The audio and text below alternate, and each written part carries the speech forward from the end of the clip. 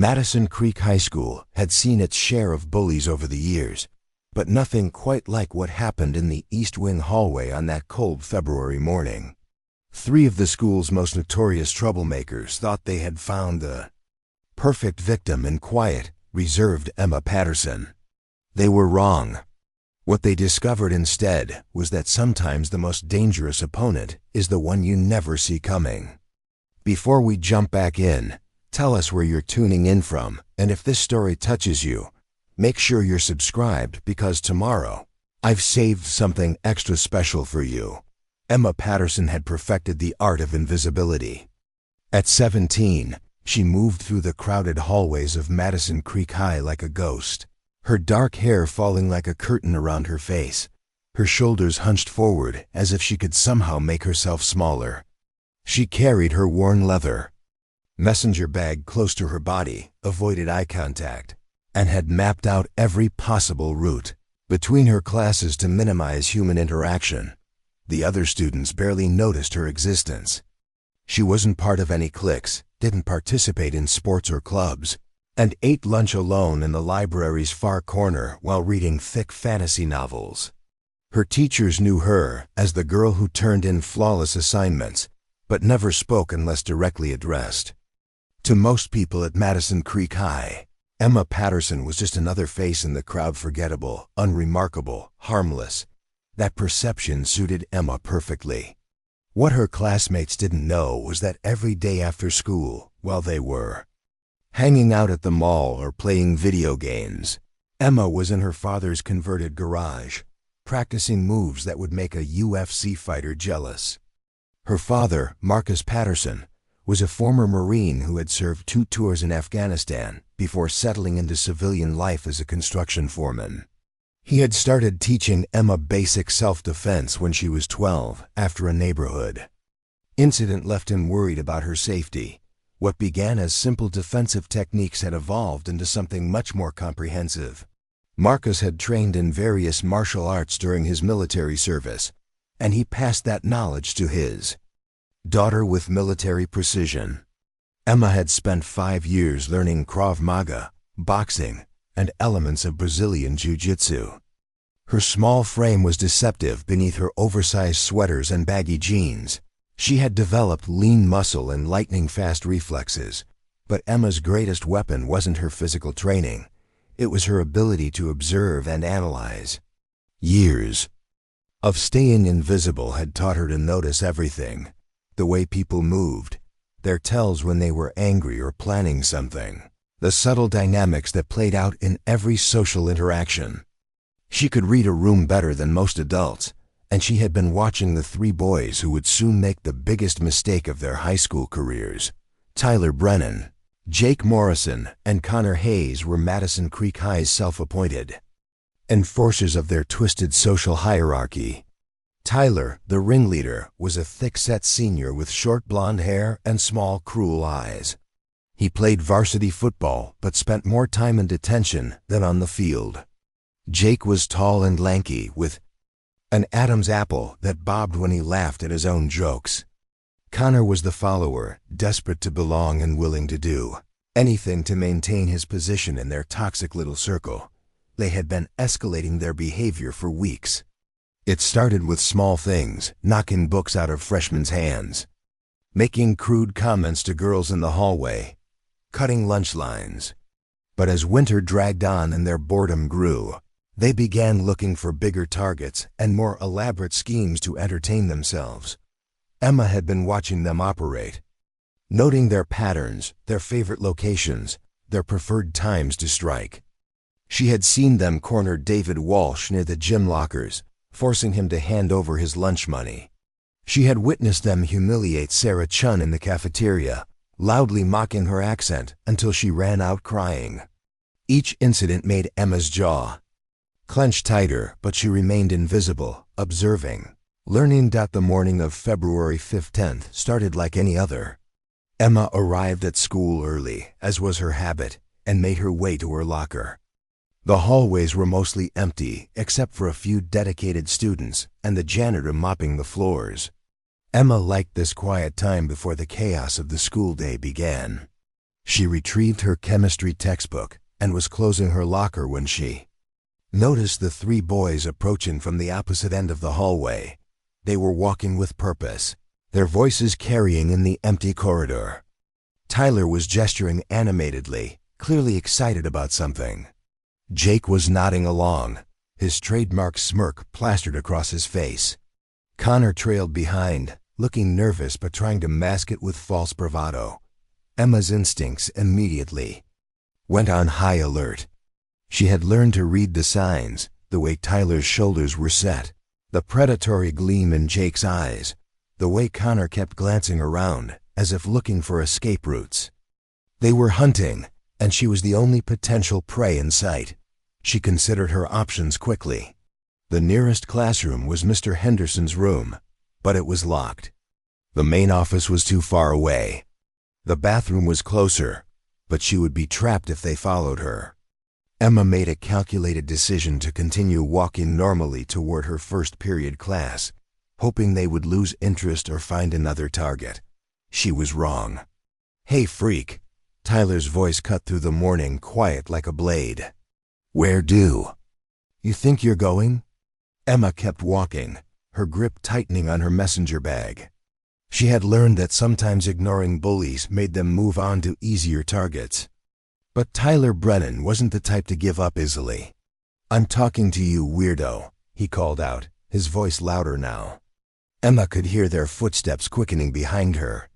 "Don't you have any manners? When someone talks to you, you're supposed to answer." Emma reached the corner where the hallway branched toward the science wing. She could see other students beginning to arrive, their voices echoing from the main entrance. If she could just make it to where there were witnesses, they might leave her alone. But Tyler had other plans. He jogged the last few steps and planted himself directly in her path, his bulk blocking her route. Jake and Connor flanked him, forming a human wall across the hallway. "There we go," Tyler said, his voice dripping with false friendliness. "Now we can have a proper conversation. You know, I've been watching you, Emma. That is your name, right? Emma Patterson?" Emma's blood ran cold. The fact that he knew her name meant this wasn't a random encounter. They had been planning this, which made it infinitely more dangerous. "I don't want any trouble," Emma said quietly, her voice barely above a whisper. It was the first time she had spoken directly to any of them, and she hoped her submissive tone would satisfy their need for dominance. Tyler's grin widened. "Trouble? Who said anything about trouble? We just want to be friends, don't we, guys?" Jake snickered. "Yeah, we're very friendly. Especially to girls who think they're too good to talk to people." "I don't think that," Emma said, trying to keep her voice steady. "I just prefer to keep to myself." "Well, that's not very social, is it?" Tyler stepped closer, and Emma caught a whiff of his cologne mixed with something else, the sour smell of someone who thought intimidation was a substitute for personality. "You know what I think? I think you think you're better than everyone else, walking around here like you're some kind of mysterious loner. Like you're in some stupid movie or something." Emma's training kicked in automatically. She assessed the situation with clinical precision. 3 opponents, all larger than her. Tyler was the primary threat, aggressive and unpredictable. Jake was tall but looked uncoordinated, probably slow to react. Connor was the weak link, nervous and likely to panic if things went wrong. The hallway was empty except for them, but that was about to change. She could hear voices getting closer from the main entrance. If she could stall for a few more minutes, there would be witnesses. "I'm not trying to be mysterious," Emma said, taking a small step backward. "I'm just shy." "Shy?" Tyler repeated, as if the word was foreign to him. "That's cute, but you know what? I don't think you're shy. I think you're stuck up, and I think you need to learn some humility." Emma's pulse quickened. She recognized the shift in his tone, the way his posture changed. He was moving from intimidation to action, and she needed to be ready. "What do you want?" she asked, Still maintaining her quiet, submissive demeanor, Tyler's smile turned predatory. "I want you to show us some respect. I want you to get down on your hands and knees and crawl like the pathetic little dog you are. Right here, right now." The words hit Emma like a physical blow. She had endured years of being invisible, of being overlooked and dismissed, but this was different. This was deliberate humiliation, designed to break her spirit and establish their dominance. Jake laughed, a harsh sound that echoed off the lockers. "Oh man, this is going to be great. Come on, doggy. Show us what you've learned in obedience." "School." Connor looked uncomfortable but didn't object. He glanced nervously down the hallway, probably hoping someone would come and interrupt this scene before it escalated further. Emma felt something cold and hard settle in her stomach. This wasn't random bullying. This was a calculated attack on her dignity, her sense of self. They wanted to break her, to make her into a victim they could torment whenever they pleased. "I'm not going to do that," Emma said, her voice still. Quiet but with a new edge to it. Tyler's expression darkened. "What did you say?" "I said I'm not going to do that," Emma repeated, louder this time. "I'm not crawling for you or anyone else." For a moment, Tyler seemed genuinely surprised. He had clearly expected compliance, submission, the easy victory that came from targeting someone who wouldn't fight back. Emma's refusal had disrupted his script. "You know what?" Tyler said, his voice turning ugly. "I don't think you understand the situation here. You're going to crawl, or we're going to make your life hell. And I mean that literally. Every day, every class, every moment you spend in this school, we're going to make you miserable." Jake stepped forward, cracking his knuckles. "Maybe she needs some encouragement. What do you think, Connor? Should we help her understand?" Connor looked like he wanted to be anywhere else, but he nodded weakly. "Whatever you think, Tyler." Emma felt the familiar calm that came over her during training sessions with her father. Her breathing slowed, her muscles relaxed, and her mind became crystal clear. She had hoped to avoid this confrontation, but Tyler and his friends had made the choice for her. "Last chance," Tyler said, his voice low and threatening. "Get down on your hands and knees, bark like a dog, and crawl down this hallway. Do it now, or things are going to get very unpleasant for you."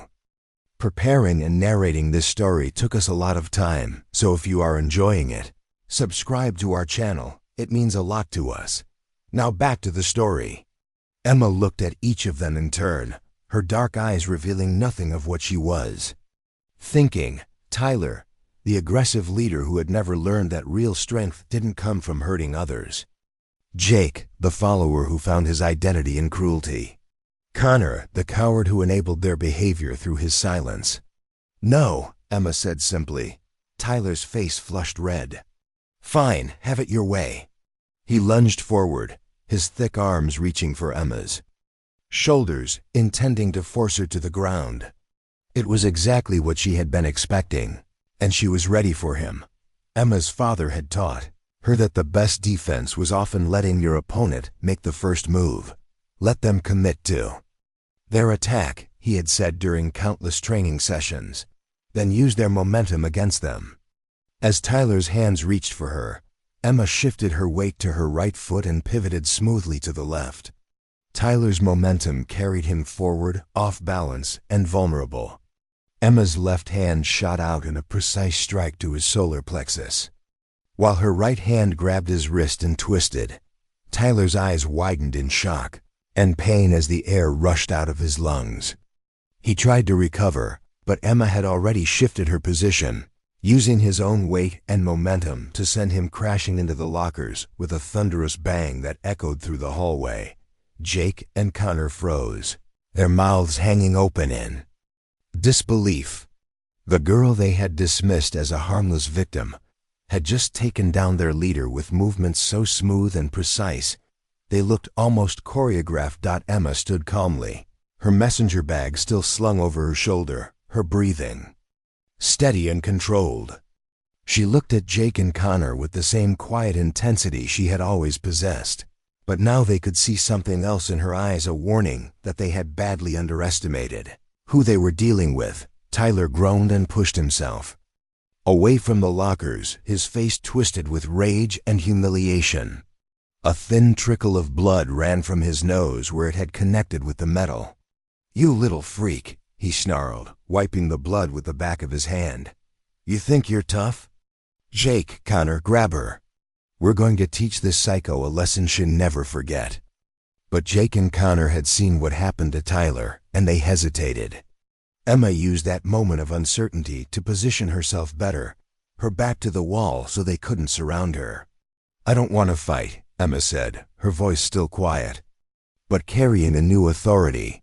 "Just leave me alone, and we can all go to class." Tyler's laugh was bitter and ugly. "Leave you alone? After what you just did? You must be out of your mind. Nobody disrespects me like that," and walks away. He gestured angrily at his friends. "What are you waiting for? Get her." Jake stepped forward reluctantly, his long arms swinging. Awkwardly as he tried to grab Emma, she sidestepped his clumsy reach and delivered a quick, precise strike to his ribs that made him double over. Gasping for breath, Connor looked between his two friends, Tyler bleeding and furious, Jake clutching his side, and made a decision.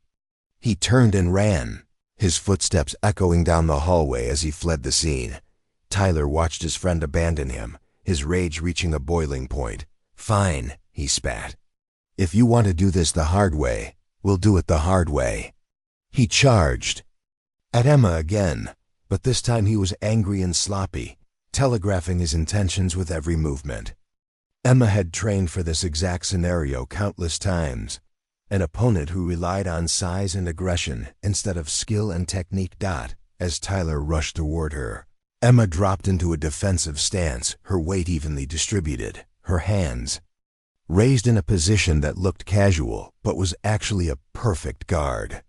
Tyler threw a wild haymaker that Emma easily ducked, and she responded with a combination that her father had drilled into her until it became muscle memory. A quick jab to Tyler's throat that made him gag, followed by a knee strike to his midsection that doubled him over. As he bent forward, Emma's elbow came down on his back, sending him to his knees on the polished hallway floor. Jake, still wheezing from the shot to his ribs, looked at his friend kneeling on the ground and made his own decision. He backed away, slowly, his hands raised in surrender. "This is crazy," he wheezed. "Tyler, let's just get out of here." But Tyler wasn't finished. The humiliation of being defeated by someone he had seen as weak and defenseless was more than his ego could handle. He struggled to his feet, his face purple with rage. "I'm going to destroy you," he gasped, blood and saliva flying from his mouth. "I'm going to make you pay for this." Emma watched him with the same calm intensity she had maintained throughout the encounter. She had given him multiple chances to walk away, multiple opportunities to de-escalate the situation. But Tyler Brennan had made his choice, and now he would have to live with the consequences. The sound of approaching voices echoed from the main entrance. Other students were arriving, and soon there would be witnesses to whatever happened next. Emma knew she had to end this quickly, before the situation spiraled completely out of control. Tyler made one final, desperate charge, his hands reaching for Emma's throat. But he was exhausted, injured, and driven by emotion rather than strategy. Emma stepped aside and used his momentum to send him sliding across the freshly mopped floor, where he crashed into a trash can with a resounding clatter. As Tyler lay groaning among the scattered garbage, Emma adjusted her messenger bag and smoothed down her hair. To anyone who might have observed from a distance, she looked exactly as she had when the encounter began, quiet, unremarkable, invisible. But Jake knew better. As he helped his friend to his feet, he kept glancing at Emma with a mixture of fear and newfound respect. The girl they had tried to humiliate had shown them what real strength looked like, and the lesson had been more painful than they had ever imagined. The first bell rang, signaling the start of the school day. Emma turned and walked calmly toward her first period chemistry class, leaving Tyler and Jake to deal with their injuries and their wounded pride. As she disappeared around the corner, neither of the boys noticed the small smile that played at the corners of Emma's mouth.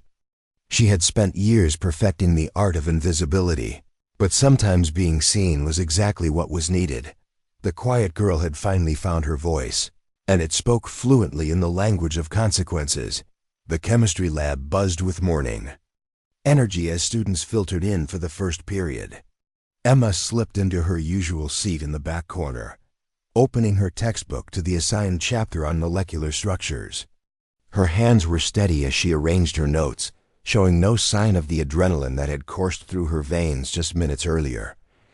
Mrs. Rodriguez began her lecture on covalent bonds, but Emma found her attention drifting to the empty seats where Tyler and Jake should have been. She wondered if they were in the nurse's office, or if they had decided to skip class altogether to nurse their wounds and their pride. 20 minutes into the lesson, the classroom door opened with a sharp creak. Connor Hayes shuffled in, his face pale and his hands trembling slightly as he handed Mrs. Rodriguez a late slip. His eyes darted nervously around the room until they found Emma, and when their gazes met, he quickly looked away. Emma watched Connor settle into his seat 3 rows ahead of her. His shoulders were hunched, and he kept glancing toward the door as if expecting Tyler and Jake to burst in at any moment. The boy who had fled the scene was clearly struggling with what he had witnessed, and Emma could practically see the conflict playing out in his mind. Connor had always been the weakest link in their trio. While Tyler thrived on dominance and Jake fed off the attention, Connor was motivated by fear of being alone, fear of being targeted himself, fear of losing the only friends he had ever known. Now that fear had a new dimension, fear of the quiet girl, who had just dismantled his world. As Mrs. Rodriguez continued her explanation of electron sharing, Emma found herself thinking about the aftermath of the hallway encounter. Word would spread quickly through the school's social network. Someone would have seen Tyler and Jake's condition, and speculation would run wild. The invisible girl who had never caused trouble would suddenly find herself at the center of everyone's attention. Her phone buzzed softly in her pocket. A text from her father. "How's your day going, kiddo?" It was his daily check-in, a habit he had developed since her mother's death 3 years ago. Emma smiled slightly and typed back, "Interesting morning. Tell you about it tonight." Marcus Patterson had raised Emma to be strong, but he had also taught her the importance of choosing her battles wisely. Violence should always be the last resort, he had told her countless times during their training sessions. But when someone forces your hand, you make sure they understand the consequences. The bell rang, signaling the end of the first period. As students packed up their materials, Emma noticed Connor lingering at his desk, pretending to organize his notes while obviously waiting for the classroom to empty. When only they remained, he approached her cautiously. "Emma," he said, his voice barely above a whisper, "can I talk to you for a minute?" Emma looked up from her textbook, her expression neutral. "What about?" Connor glanced toward the door, then back at her. "About what happened this morning. I need to know something." "What do you need to know?" "Are you going to tell anyone? About me being there, I mean. About what Tyler and Jake tried to do to you." Emma studied Connor's face, noting the genuine fear in his eyes. He wasn't worried about getting in trouble with the school administration. He was worried about something else entirely. "Who would I tell?" Emma asked quietly. "I don't know. Teachers, the principal, your parents." Connor's voice cracked slightly. "My mom can't find out about this. She's already disappointed in me for hanging around with Tyler and Jake. If she knew what they tried to make you do." Emma closed her textbook and stood up, slinging her messenger bag over her shoulder. "I'm not going to tell anyone anything, Connor. But I have a question for you." "What? Why did you run?" Connor's face flushed red. I didn't want to be part of it. What they were trying to make you do, It wasn't right. I knew it wasn't right, but you went along with it anyway. I know. Connor's voice was filled with shame. I'm not proud of it. I'm not proud of a lot of things I've done with them. But Tyler, he's hard to say no to. And Jake just goes along with whatever Tyler wants. Emma walked toward the door, but paused when she reached Connor. You have a choice to make, Connor. You can keep following them down this path, or you can decide to be better than that. It's not that easy, Connor protested. If I don't hang out with them, I don't have any friends. I'll be alone. Being alone is better than being someone you're ashamed of, Emma replied. Trust me, I know. She left Connor standing in the empty classroom, staring after her with a mixture of admiration and uncertainty. Emma had planted a seed of doubt in his mind, and she was curious to see if it would grow. Her second period was Advanced Placement English Literature, where they were studying The Count of Monte Cristo. The irony wasn't lost on Emma as Miss Thompson discussed themes of revenge and justice. She found herself thinking about Edmond Dantes and his elaborate schemes to punish those who had wronged him. But Emma wasn't interested in elaborate revenge. She had dealt with her problems swiftly and efficiently, exactly as her father had taught her. The question now was whether Tyler and Jake would learn from the experience, or if they would escalate the situation further. She got her answer during lunch period. Emma had claimed her usual table in the far corner of the cafeteria, where she could observe the social dynamics of the school while remaining largely unnoticed.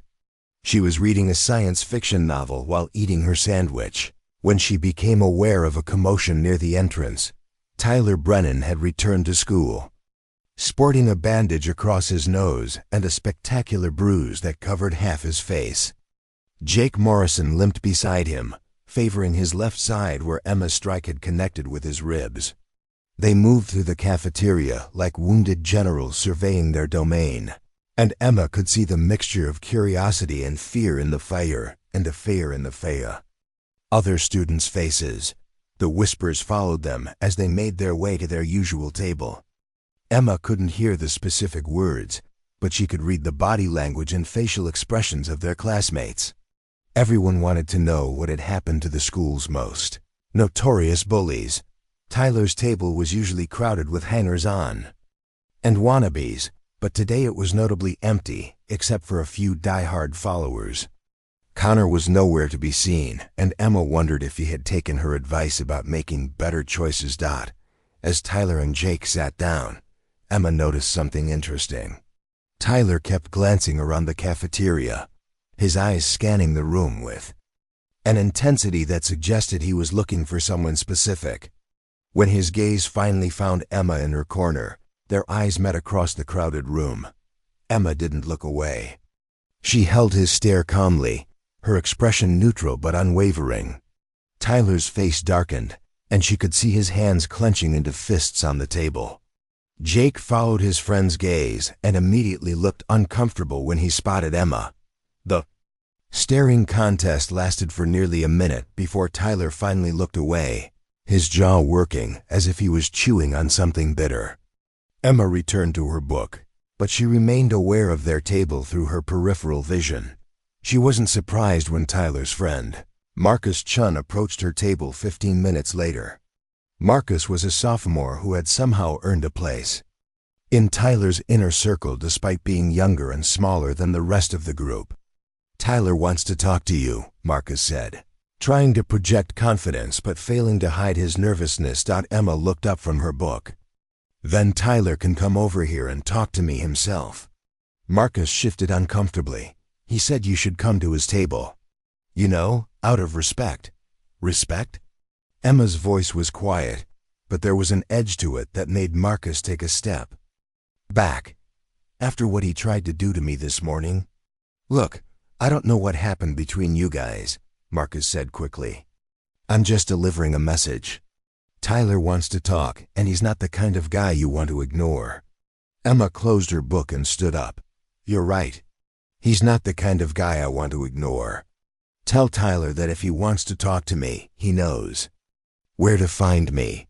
But next time, he should deliver his own messages. Marcus looked like he wanted to argue, but something in Emma's demeanor warned him off. He nodded reluctantly and walked back to Tyler's table, where he delivered Emma's response. Emma watched Tyler's face turn an even deeper shade of red, and she saw him lean forward to speak urgently to his remaining friends. The rest of lunch passed without incident, but Emma could feel the tension building.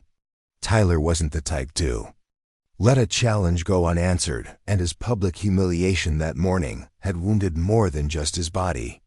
His reputation was at stake, and that made him dangerous. After school, Emma made her way to her locker to retrieve her homework assignments. The hallways were crowded with students heading to after-school activities or rushing to catch buses. Emma navigated the chaos with her usual skill, moving through the crowd without drawing attention to herself. She was closing her locker when she heard her name called out. "Emma, wait up." Emma turned to see Sarah Chun jogging toward her.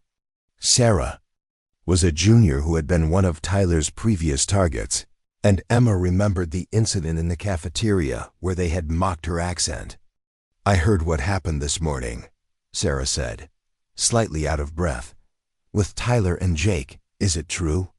Emma slung her messenger bag over her shoulder. "What did you hear?"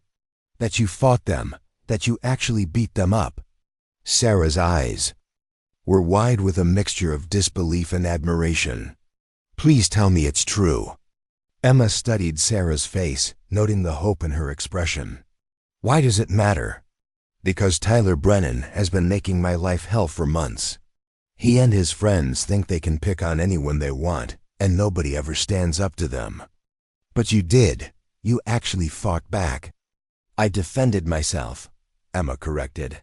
"That's different from fighting back." "Is it?" Sarah asked. "Because from where I'm standing, it looks like someone finally showed those jerks that they're not as tough as they think they are." Before Emma could respond, she noticed a group of students gathering near the main entrance. Their voices were excited, and several were pointing toward the parking lot. Emma had learned to pay attention to sudden changes in crowd behavior, and something about this felt significant. "What's going on over there?" Emma asked. Sarah turned to look, then grabbed Emma's arm. "Oh no, that's Tyler's car. He's waiting for you." Emma followed Sarah's gaze and saw Tyler's black pickup truck parked prominently in the student parking lot. Tyler was leaning against the driver's door, his arms crossed over his chest, while Jake sat on the tailgate. They were clearly waiting for something or someone. "He's not going to let this go," Sarah said quietly. "Tyler never lets anything go. He's going to want payback." Emma watched the scene for a moment, noting the small crowd of students who had gathered to watch whatever was about to unfold. She could see phones being raised, ready to record whatever happened next. "Sarah," Emma said calmly, "I need you to do something for me." "What?" "I need you to go to the main office and tell them there's about to be an incident in the parking lot. Don't mention my name specifically. Just say that some students are planning to fight." Sarah's eyes widened. "What are you going to do?" "I'm going to handle this," Emma replied. "But I want witnesses who can tell the truth about what happens." "Emma, there are 2 of them, and Tyler's really angry. Maybe you should just avoid the parking lot today. Take a different route home." Emma looked at Sarah with a small smile. "I appreciate the concern, but running away won't solve anything. Tyler made his choice this morning, and now he has to live with the consequences." "But what if—" "Sarah," Emma interrupted gently, "go to the office, now." Sarah nodded reluctantly and hurried toward the main office. Emma watched her go, then turned her attention back to the parking lot. Tyler had spotted her in the crowd and was pushing himself off his truck, his movements aggressive and purposeful. Emma took a deep breath and began walking toward the parking lot. She could hear the excited chatter of the students around her, the sound of phones recording, the shuffle of feet as people positioned themselves for the best view. But all of that faded into background noise as she focused on the task ahead. Tyler, and Tyler and Jake were waiting for her in the space between two rows of parked cars, an area that provided some privacy from the main building but was still visible to the gathering crowd. Emma approached them with the same calm confidence she had shown that morning, her posture relaxed but alert. "I thought you might try to avoid me," Tyler said, his voice carrying a forced casualness that didn't match the fury in his eyes. "Why would I do that?" Emma replied. "Because you know what's coming. Because you know you got lucky this morning, and luck doesn't last forever." Emma stopped about 10 feet away from them, far enough to react to any sudden movements, but close enough to engage in conversation. "What do you want, Tyler?" "What do I want?" Tyler's laugh was harsh and bitter. "I want you to understand something. What happened this morning was a fluke. You caught me off guard, and I wasn't ready for it, but now I am." Jake nodded in agreement, though Emma noticed he looked less enthusiastic than he had that morning. The shot to his ribs had clearly left an impression. "So you want to fight again?" Emma asked. "Here, in front of all these people? I want to settle this," Tyler said. "I want to show everyone that Tyler Brennan doesn't get disrespected by some weird little freak who thinks she's tough." Emma nodded slowly. "And after you settle this, what then? Are you going to leave me alone? Are you going to stop bullying other students?" Tyler's grin was predatory. "After I settle this, you're going to crawl just like I asked you to this morning, except this time, you're going to do it in front of everyone, and then maybe I'll consider leaving you alone." "I see," Emma said quietly. "So your plan is to beat me up in front of witnesses, humiliate me publicly, and then go back to terrorizing the rest of the school." "Something like that," Tyler agreed. Emma looked around at the crowd of students, many of whom were filming with their phones. She could see fear in some faces, excitement in others, and a few expressions of genuine concern. These were her classmates, people she had shared 4 years of high school with, and most of them had never noticed her existence until today. "Tyler," Emma said, her voice carrying clearly across the parking lot, "I gave you a chance to walk away this morning. I'm going to give you one more chance now." Tyler's expression darkened. "I don't need your chances. I need you to understand. Your place, my place?" Emma's voice remained calm, but something in her tone made several students in the crowd shift nervously. "My place is wherever I choose to stand. And right now, I'm choosing to stand here."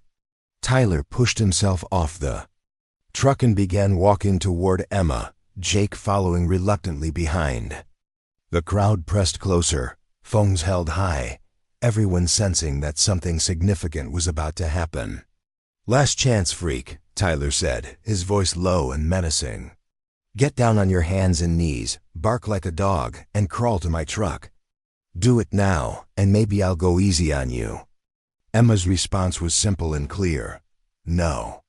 Tyler's restraint finally snapped. With a roar of fury, he charged toward Emma, his fists raised and his face twisted with rage. But this time, Emma wasn't concerned about avoiding witnesses or minimizing the confrontation. This time, she was going to make sure everyone understood exactly what happened when someone tried to humiliate Emma Patterson. As Tyler rushed toward her, Emma shifted into a fighting stance that her father had drilled into her thousands of times. Her feet found perfect balance, her hands moved into position, and her mind became crystal clear. The crowd around them faded away, the sounds of the parking lot disappeared, and there was only Tyler Brennan and the lesson he was about to learn. The quiet girl was about to show everyone exactly what she was capable of. Tyler's charge was everything Emma had expected: angry, reckless, and telegraphed from a mile away. His rage had consumed whatever tactical thinking he might have possessed, turning him into a predictable opponent who relied on brute force rather than strategy. Emma waited until the last possible moment before moving. As Tyler's fist swung toward her face, she ducked low and pivoted to her left, letting his momentum carry him past her. Before he could recover, Emma's right hand shot out in a precise strike to his kidney. A move her father had taught her was both effective and non-lethal, but guaranteed to drop any opponent. Tyler stumbled forward, his face contorting in pain. As he crashed into the side of a parked Honda, the metallic bang echoed across the parking lot, followed by the sound of car alarms activating. The crowd of students pressed closer, their phones capturing every moment of the encounter. Jake hesitated for a split second, clearly remembering his morning encounter with Emma's skills. But loyalty to his friend overcame his better judgment, and he moved toward Emma from her right side, his long arms reaching out to grab her. Emma had been tracking Jake's position since the confrontation began. As he approached, she shifted her weight and delivered a sharp elbow strike to his solar plexus, the same technique that had proven effective earlier. Jake doubled over, gasping for air, and Emma followed up with a knee strike that sent him sprawling backward onto the asphalt. The entire exchange had taken less than 10 seconds. Two opponents down, both groaning on the ground, while Emma stood calmly between them, her breathing steady and controlled. The crowd had gone silent except for the continued clicking of phone cameras and the distant wail of car alarms. Tyler struggled to his feet, one hand pressed against his lower back where Emma's strike had connected. His face was a mask of pain and humiliation, made worse by the dozens of witnesses recording his defeat. This wasn't how the confrontation was supposed to go.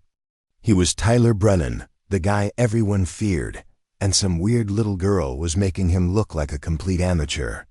"You think you're so smart," Tyler gasped, his voice strained with pain. "You think you can embarrass me in front of everyone and just walk away?" Emma turned to face him fully, her expression still calm but with a new intensity that made several students in the crowd take unconscious steps backward. "I think you need to learn when to stop." "I'll stop when you're begging for mercy," Tyler snarled. He pulled something from his jacket pocket, a small knife, with a 3-inch blade that gleamed in the afternoon sunlight. The crowd gasped collectively, and Emma heard someone scream. Several students began backing away rapidly, while others fumbled for their phones to call 911. The situation had just escalated from a schoolyard fight to something much more dangerous. Emma's training kicked into overdrive. Her father had prepared her for knife attacks, drilling her on the proper responses until they became instinctive. Rule 1, create distance. Rule 2, control the weapon. Rule 3, neutralize the threat. "Tyler, put the knife away," Emma said, her voice carrying a new authority that cut through the panic of the crowd. "You're making this worse for yourself." "Shut up," Tyler shouted, his voice cracking with desperation. "I'm done listening to you. I'm done being embarrassed by some freak who thinks she's better than everyone else." He lunged toward Emma with the knife extended, but his injured state and emotional condition made his attack clumsy and predictable. Emma sidestepped his charge and grabbed his wrist with both hands, using a joint lock technique to control the weapon while simultaneously striking his forearm with her knee. Tyler cried out in pain and dropped the knife, which clattered harmlessly across the asphalt. Emma maintained her grip on his wrist and used his compromised position to sweep his legs, sending him crashing to the ground for the second time in minutes. But Emma wasn't finished. Tyler had crossed a line by bringing a weapon into their confrontation, and she needed to make sure he understood the severity of his mistake. As he tried to push himself up from the ground, Emma placed her foot firmly on his back and applied just enough pressure to keep him down without causing permanent injury. "Stay down," she said quietly, but her voice carried clearly across the silent parking lot. "Don't get up, don't reach for the knife, and don't make this any worse than it already is." Tyler struggled against her foot for a moment, then seemed to realize the futility of his position. He lay still on the asphalt, his chest heaving with exhaustion and defeat, while Jake continued to writhe nearby, still trying to catch his breath. The sound of sirens approaching broke the tense silence. Someone had called the police, and Emma knew that the situation was about to become much more complicated. She removed her foot from Tyler's back and stepped away, positioning herself where the arriving officers could clearly see her hands. The first police car arrived within minutes, followed quickly by a second vehicle and an ambulance. Officer Patricia Williams, a veteran of the Madison Creek Police Department, stepped out of the lead car and surveyed the scene with practiced eyes. She noted the crowd of students with their phones, the two boys on the ground, and the calm girl standing nearby. "Everyone step back," Officer Williams called out, her voice carrying the authority of 20 years of law enforcement experience. "Put your phones away and give these people some space." The crowd reluctantly complied, though Emma noticed that several students continued recording discreetly.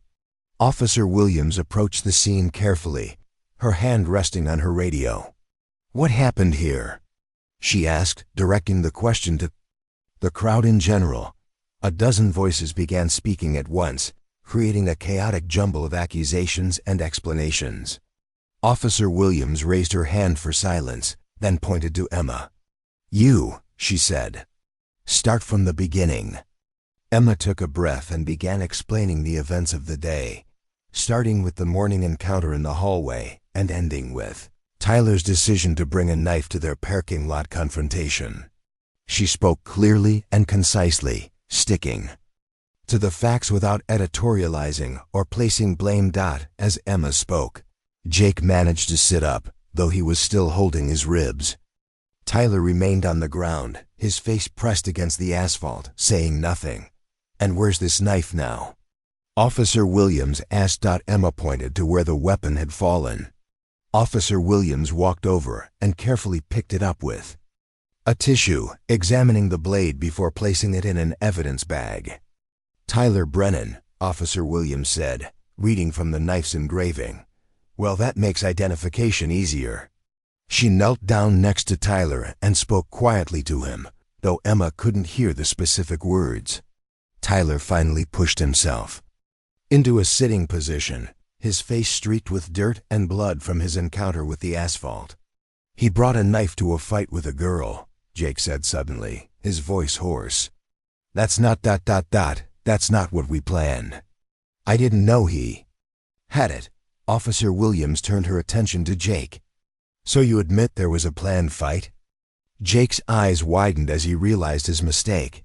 "I mean, we just wanted to talk to her, to settle things after what happened this morning." "And what happened this morning?" Jake looked at Tyler, then at Emma, then back at the officer. "Tyler and we were messing with her in the hallway, but she fought back. She hurt us. She defended herself," came a voice from the crowd. Emma turned to see Connor Hayes pushing through the students, his face pale but determined. Tyler and Jake tried to make her crawl like a dog. They cornered her in the hallway and tried to humiliate her. She was just defending herself. "Officer." Williams looked at Connor with interest. "And you witnessed this?" "Yes, ma'am, I was there. I was with them." Connor's voice cracked slightly. "I was part of it, and I'm not proud of that, but Emma didn't start any of this. She just wanted to be left alone." More voices began speaking up from the crowd. Sarah Chun stepped forward to describe Tyler's previous bullying behavior. David Walsh, the boy who had been forced to give up his lunch money, came forward to share his experience. One by one, students began telling Officer Williams about Tyler and Jake's pattern of intimidation and harassment. Emma listened to the testimonies with growing amazement. These were students she had barely spoken to, people who had never seemed to notice her existence, and yet they were coming forward to support her. The invisible girl was finally being seen, and what people saw was someone worth defending. Tyler, meanwhile, seemed to shrink with each new accusation. The image he had cultivated of himself as the school's dominant figure was crumbling in real time, replaced by the reality of a bully who picked on people smaller than himself and resorted to weapons when faced with someone who could fight back. Officer Williams took statements from several witnesses, including Connor, Sarah, And David. She also spoke with the school's assistant principal, Mr. Jameson, who had arrived after being notified of the incident.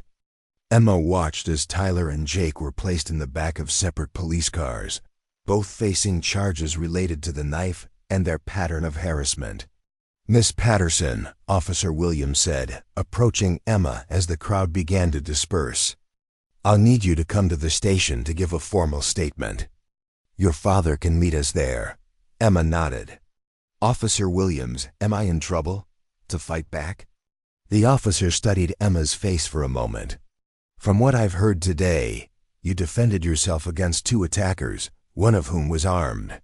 The district attorney will make the final decision, but based on the witness statements, it looks like clear self-defense to me." As Emma waited for her father to arrive, she found herself surrounded by classmates she had never really talked to before. Sarah Chun thanked her for standing up to Tyler. David Walsh shook her hand and told her she was braver than anyone he knew. Even some of Tyler's former friends approached to apologize for not speaking up sooner. Connor Hayes was the last to approach her. His face was serious, and Emma could see that he had been crying. "Emma," he said quietly, "I owe you an apology. A big one." "You already gave me one this morning," Emma replied. "No, this is different. This morning I was just sorry I got caught up in something bad. Now I'm sorry for who I was, for the person I let myself become." Connor looked down at his hands, watching Tyler pull that knife, seeing how far this could have gone. "I realized that I was part of something that could have really hurt you. Or worse." Emma studied Connor's face, noting the genuine remorse in his expression. "What are you going to do now?" "I don't know," Connor admitted. "Tyler was my best friend since elementary school. But I can't be that person anymore. I won't be that person anymore. Being alone isn't as scary as you think," Emma said gently. "And you won't be alone forever. There are good people in this school, Connor. You just have to give them a chance to get to know the real you." Connor nodded, wiping his eyes with the back of his hand. "Thank you, Emma, for everything.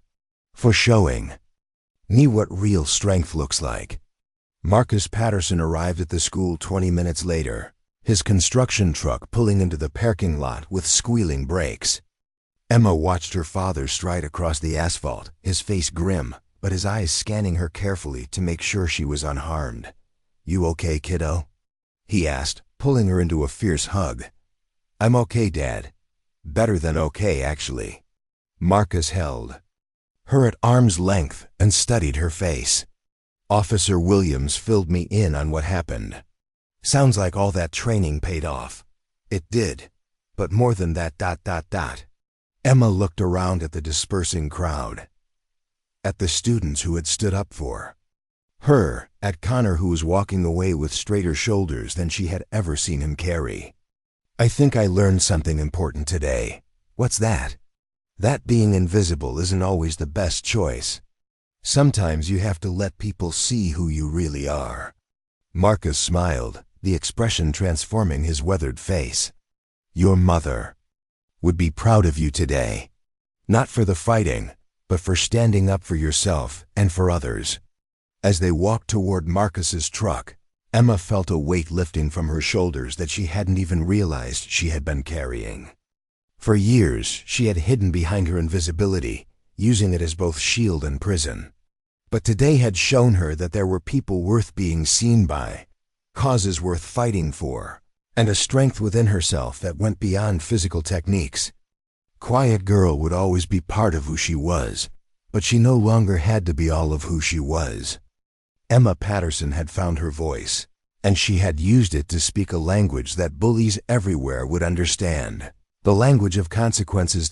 As they drove away from Madison Creek High School, Emma caught sight of Tyler and Jake being transferred from the police cars to a juvenile detention transport vehicle. Their reign of intimidation was over, ended not by administration intervention or parental involvement, but by a 17-year-old girl who had refused to crawl. The next day, at school, would bring new challenges and new opportunities. Emma would have to navigate her sudden visibility, deal with the aftermath of the incident, and figure out how to balance her natural introversion with her newfound role as someone who stood up to bullies. But for now, she was content to sit in her father's truck, watching the familiar streets of Madison Creek roll by, knowing that she had faced her greatest test and emerged stronger than ever. The invisible girl had become visible, and the world was better for it. 3 weeks had passed since the parking lot incident, and Madison Creek High School felt like a completely different place.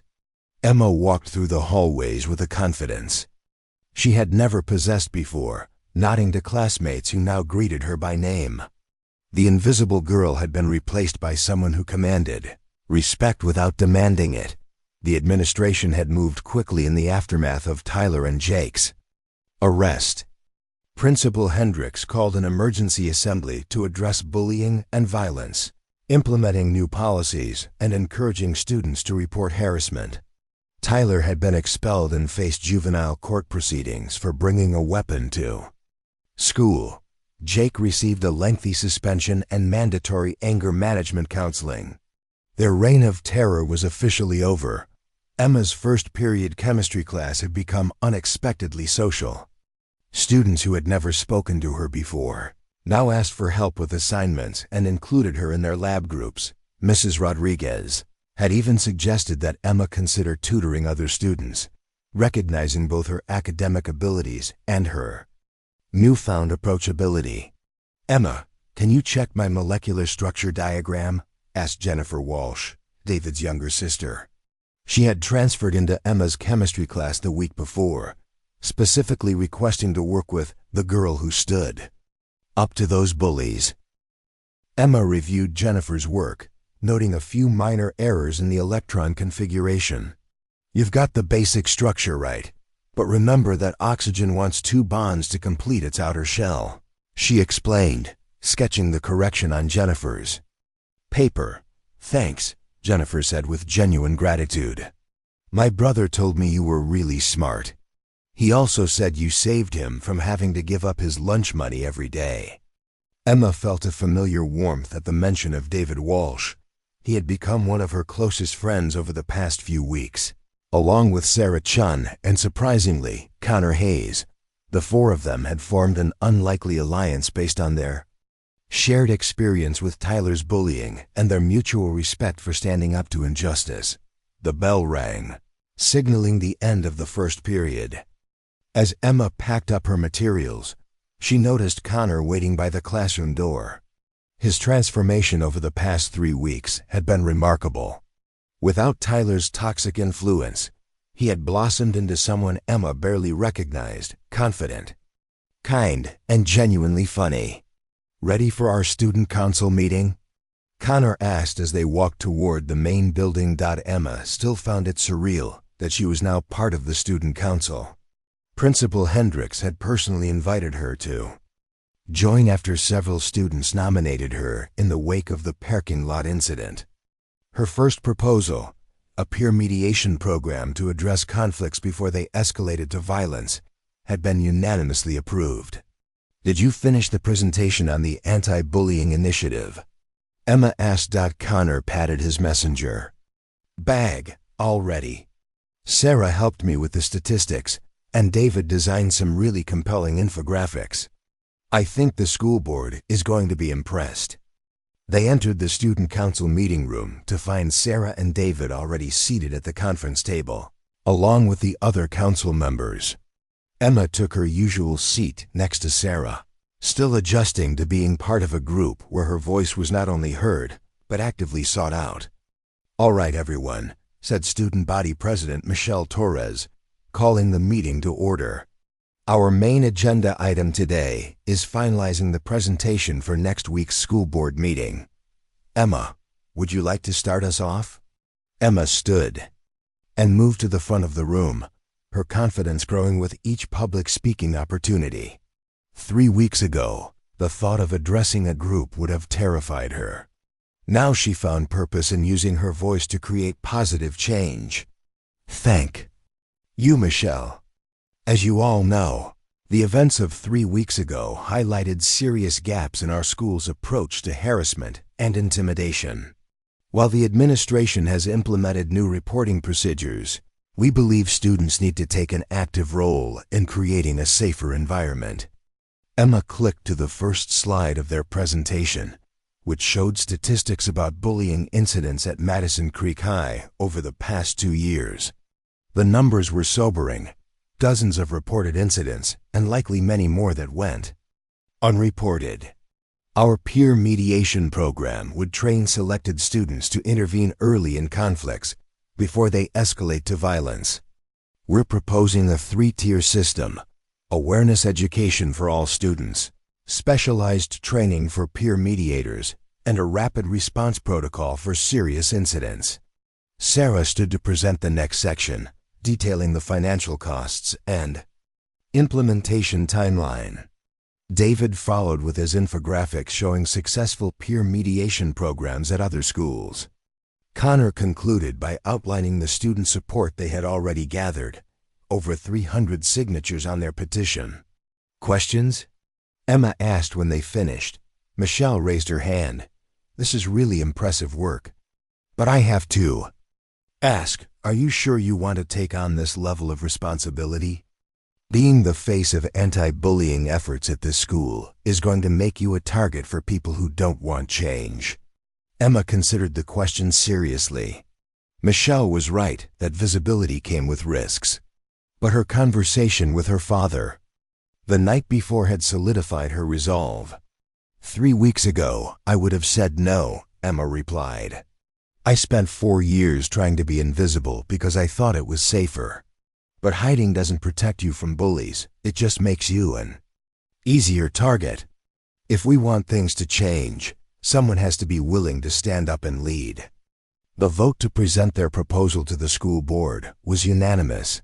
After the meeting, Emma's group walked to the cafeteria for lunch. The dynamics there had shifted dramatically since Tyler's expulsion. Without their central figure, his followers had either found new friends groups or, in some cases, revealed themselves to be more decent people than their association had suggested. Emma's table was no longer isolated in the corner. They sat in the center of the cafeteria, and their conversation regularly attracted others who wanted to join in. Today's topic was the upcoming spring dance, an event Emma had never considered attending but was now actively planning to go to. So David's asking Jessica Martinez, Sarah announced with a grin. And Connor's finally getting up the courage to ask Amy Chun. Connor blushed furiously. We don't know that yet. Maybe Amy's not interested in going with anyone. Amy's been waiting for you to ask her for 2 weeks, Sarah replied. Trust me, girls notice these things. Emma smiled at her friend's romantic complications. Her own situation was less clear-cut, but no less interesting. Over the past week, she had been getting attention from several boys who had apparently never noticed her before. The irony wasn't lost on her that becoming visible as someone who could handle herself in a fight had made her more attractive rather than less. What about you, Emma? David asked. Has anyone caught your eye? Emma was about to deflect the question when she noticed a familiar figure approaching their table. Marcus Chun, not Tyler's former follower, but Sarah's older brother who was a senior in her AP literature class. He was carrying a copy of The Count of Monte Cristo and wearing an expression of nervous determination. Emma, Marcus said, stopping beside their table. I was wondering if I could talk to you for a minute. Sarah's eyes widened with interest, and Emma could practically see the matchmaking wheels turning in her friend's mind. Of course, Emma replied, gathering her things. They walked to a quieter corner of the cafeteria, where Marcus seemed to struggle with how to begin the conversation. I've been thinking about what you said in Mrs. Thompson's class yesterday, he finally said. About how Dantes chose the path of revenge but found it ultimately hollow. Emma remembered the discussion. They had been analyzing the themes of justice versus vengeance, and she had argued that true justice required mercy and understanding, not just punishment. You disagreed with my interpretation, Emma pointed out. I did, but I've been reconsidering. Marcus looked directly at her, his brown eyes serious. What you did with Tyler and Jake, you could have really hurt them. You had the skill and the justification, but you showed restraint. You stopped when they were no longer a threat. They were my classmates, not my enemies, Emma replied. The goal was to end the conflict, not destroy them as people. Exactly. And that's why I wanted to ask ... Marcus paused, gathering his courage. Would you like to go to the spring dance with me? I mean, if you're planning to go at all. Emma felt a flutter of surprise and pleasure.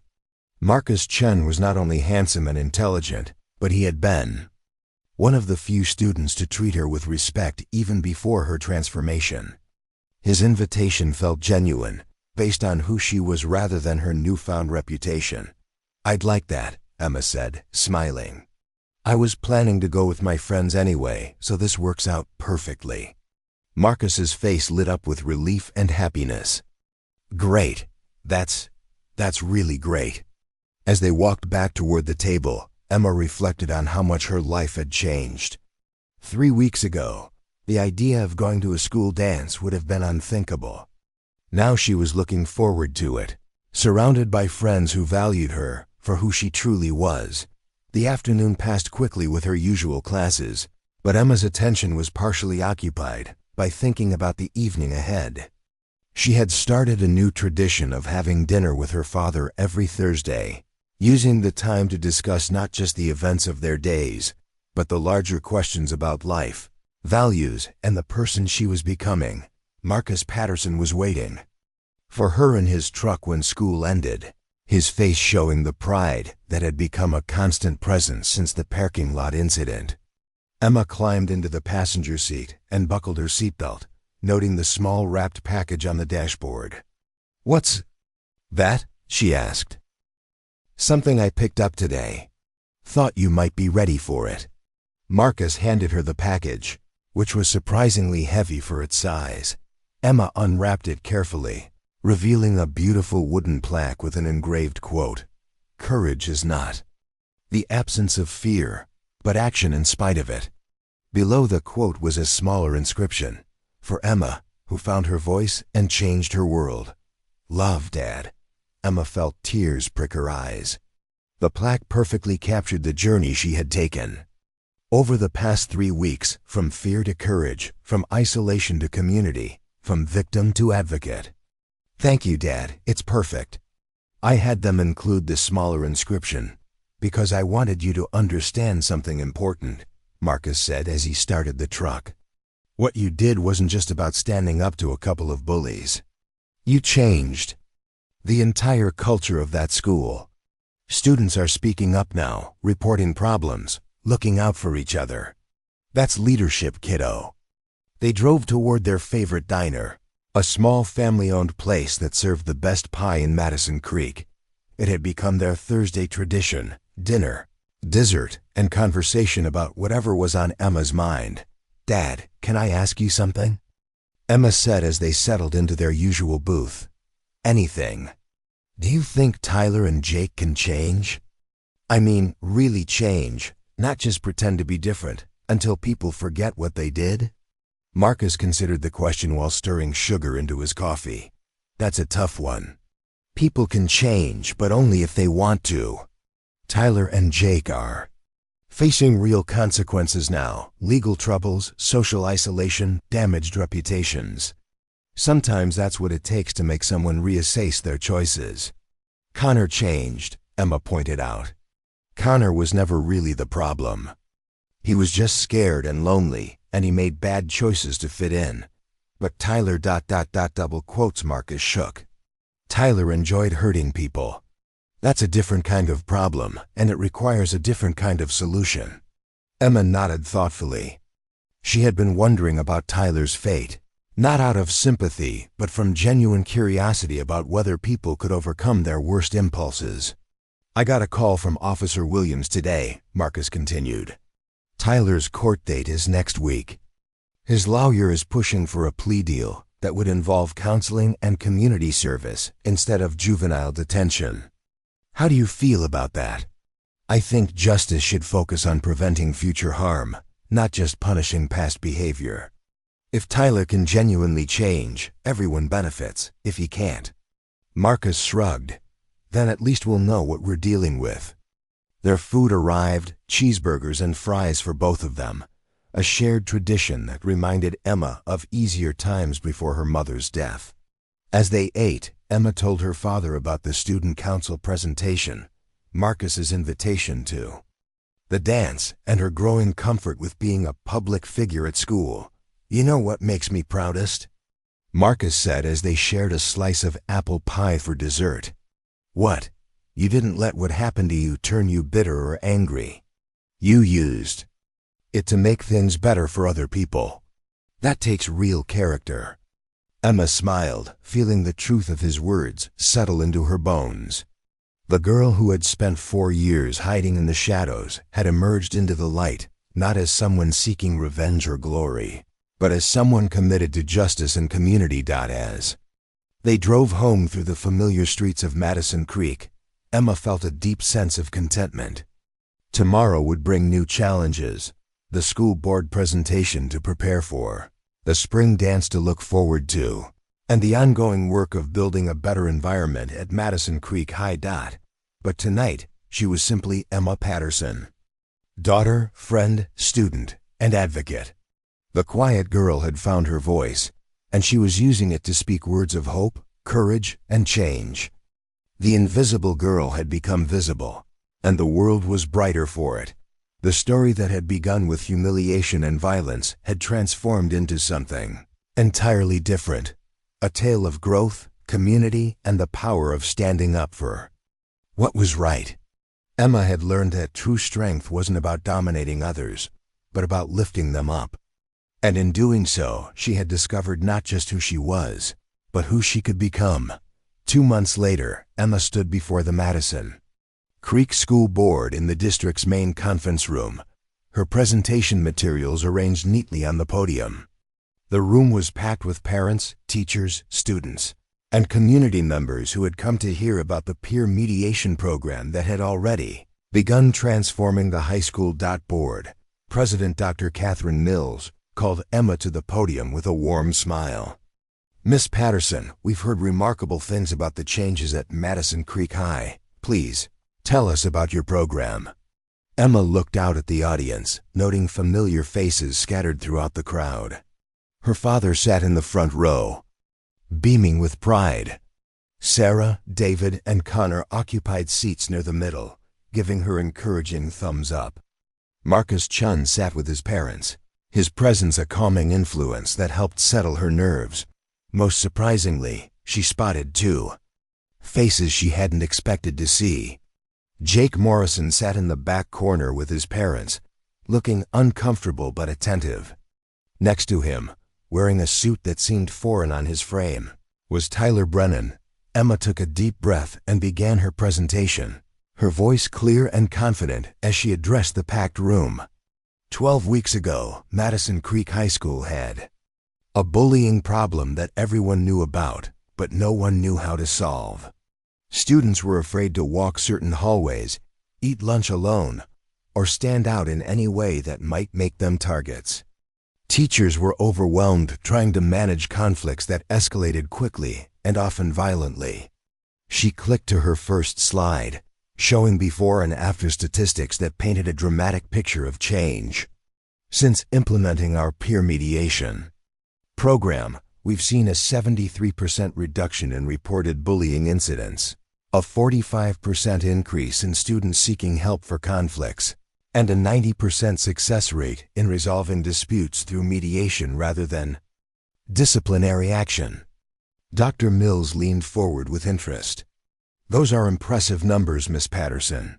Can you walk us through a specific example of how the program works?" Emma had prepared for this question, knowing that concrete examples would be more powerful than abstract statistics. "Last month, we had a situation involving 2 junior girls who were having a conflict over social media posts.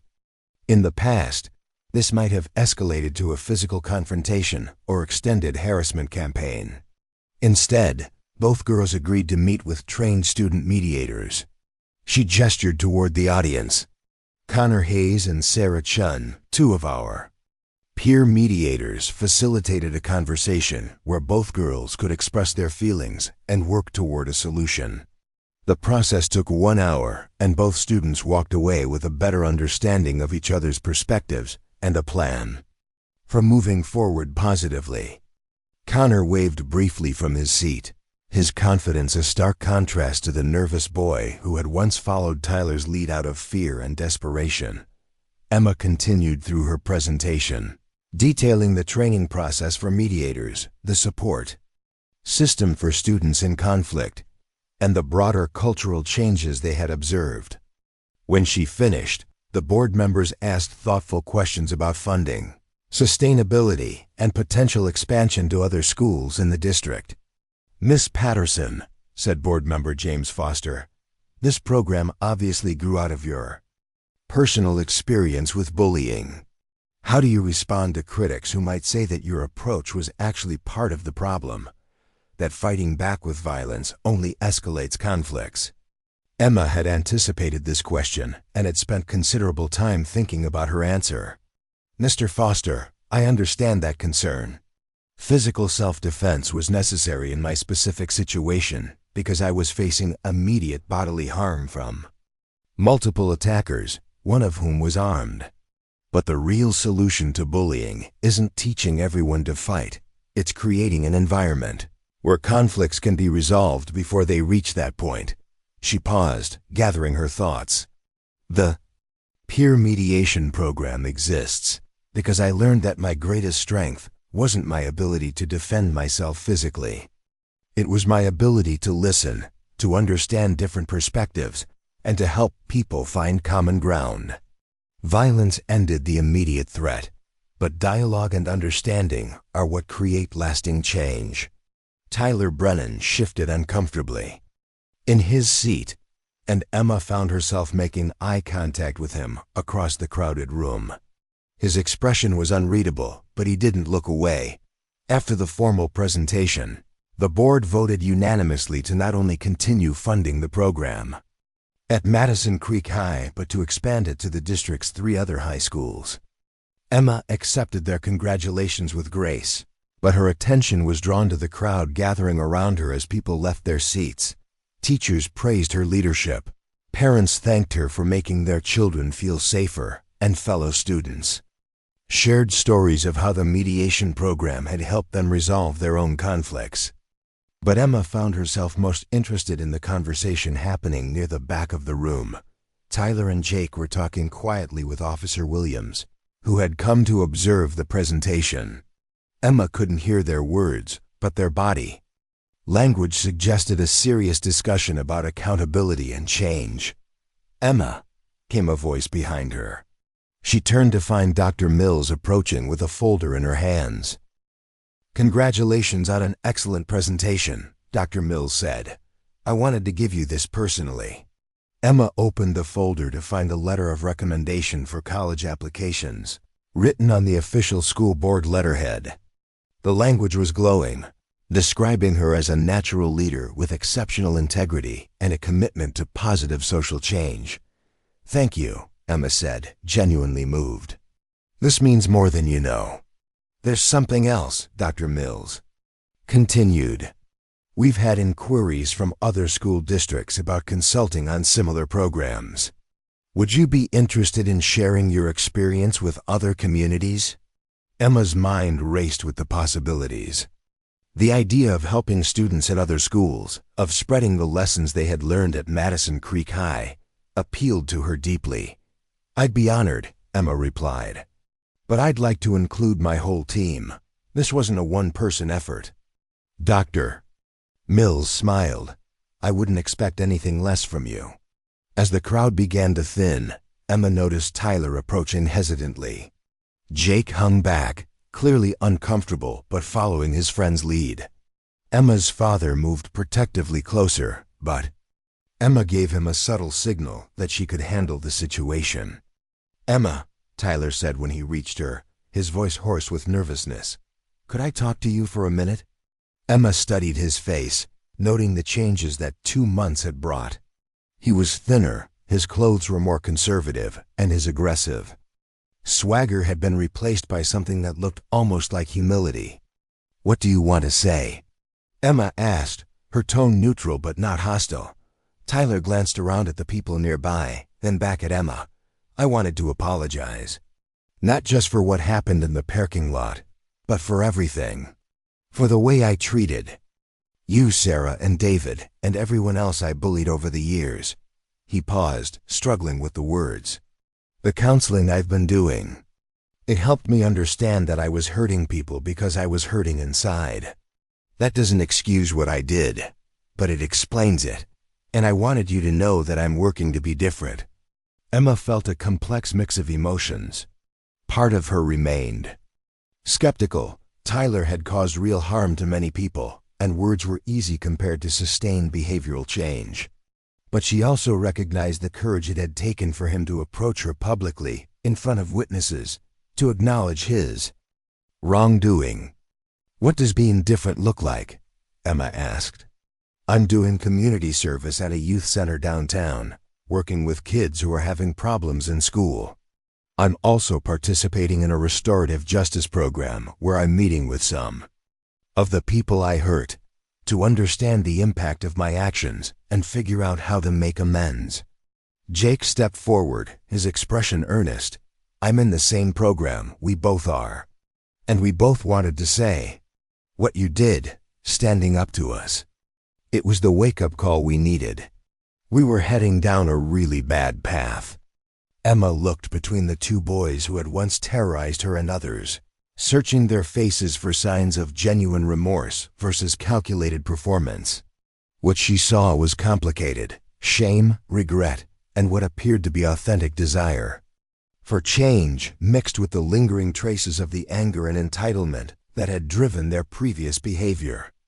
"Apologies are a start," Emma said finally. "But the real test is how you treat people going forward. Whether you use what you've learned to help others instead of hurting them." Tyler nodded quickly. "That's what I'm trying to do." "The kids at the youth center, some of them remind me of me when I was younger. Angry and taking it out on everyone around them. I'm trying to help them find better ways to handle their feelings." "And what about Jake?" Emma asked, turning to the taller boy who had been Tyler's constant companion in harassment. Jake looked uncomfortable but met her gaze. "I'm working at an after-school program, helping younger kids with their homework and just ... being a positive presence, I guess. It's weird, being the person kids look up to instead of being afraid of. I like it better." Emma felt a grudging respect for their efforts, even as she remained cautious about their motivations. Change was possible, she had learned, but it required sustained effort and genuine commitment. "I hope you both succeed," Emma said honestly. "The people you hurt deserve to see you become better than who you were."